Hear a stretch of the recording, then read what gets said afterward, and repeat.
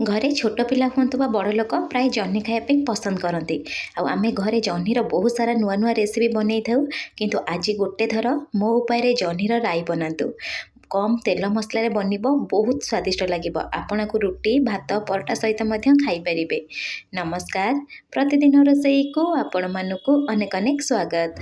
आपण मानकु अनुरोध रहिला जदि चैनल रे नुआ अछंती प्लीज चैनल को सब्सक्राइब करने ता सहित वीडियो को प्लीज गोटे लाइक करेंगे। प्रथमे मुझे दुईटी जह्नी को चोपा छड़ेकी एमती टिके लंबा लंबा मीडियम पीस रे काटिकी रखी। जह्नी काटी सारा पूर्वर धोइबे, काटिला पर धोइबेनी। एबे हमें कौन करवा ना गोटे कड़ाई बसैबा। कड़ाई रे गोटे चामच तेल देइछि। तेल जेतेबेले गरम हो काटिकी जो आम जह्नी रखी जह्नी को देदबा। जह्नी सिझिया पई कम समय लगी थाए आ जह्नी रू बहुत सारा पानी बाहरी थाए। सेथिपई आपण सबुबले फ्लेम को मीडियम टू हाई रखिबे। मीडियम टू हाई फ्लेम रे गोटे मिनिट भाजी नेबे। भाजी नहीं सारा पर कभर करके 3 ରୁ 4 मिनिट ये प्रथमे मु जह्नी को छाड़ीदेवी। 3 ରୁ 4 मिनिट हो गला पर कभर को काढ़ी नेबी। आउ थरे टिके जह्नी को भाजी नेबी। देखि पारुथिबे जह्नी ऊपर टिके एमती कलर आसीगलानी आ जह्नी मध्य टिके नरम हो गलानी। एई टाइम रे हमें कौन करना लुण यूज करवा। जदि आपण एई टाइम रे लुण दे देबे जह्नी खाइला बेले भितरु जमा भी फिका लागबनी। मुझे अल्प टिके लुण दे दउची जह्नी को देखिकी। तापर टिके जस्ट भाजी नबा 2 मिनिट छाड़ीदबा। 2 मिनिट रे देखि पारुथिबे लुण दबा मात्रे जह्नी रो मध्य पानी बाहरिबा स्टार्ट हो गलानी आ जह्नी मध्य सिझी गलानी। एबे हमें सबु जह्नी को काढ़ी नबा गोटे प्लेट रे रखी नबा। सेही कड़ाई रे मुहरे गोटे चामच तेल दे देइची। तेल जेतेबेले गरम हो जिवो दुईटी मीडियम साइज रो आलू को चोपा छड़ेकी मीडियम पीस रे काटी रखिथिली। आलू को देई दबा। आलू को देई सारला परे लो टू मीडियम फ्लेम रे आलू को मध्य गोटे मिनिट भाजी नबा।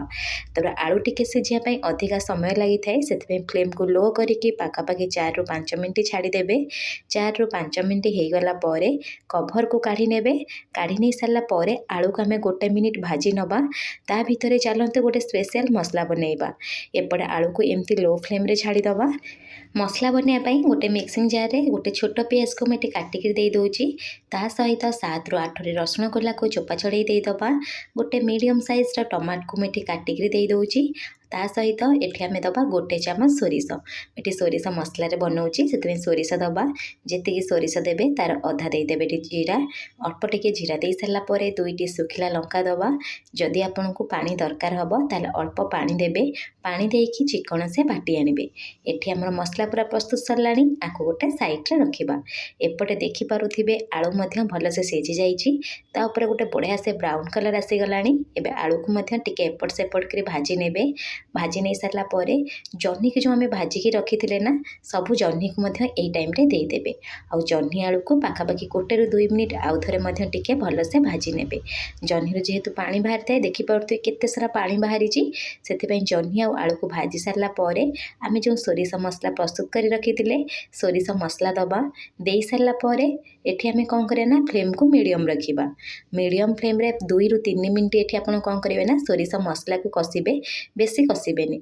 2 मिनिट कसी सारला परे एबे आमे कोन करिबा टिके हळदी गुंड देई दबा। ता सहित टिके भल कलर आसे पई काश्मीरी चिली पाउडर यूज करूची। टोटली ऑप्शनल अछि। आपण जदि चाहिबे स्किप करि परिबे नहल नै आ देई परिबे।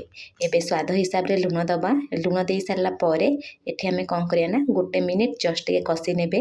जेहेतु सोरिष मसला एठी आमे यूज करिचे ना सोरिष मसला को अधिका कसिले पिता लागिबो।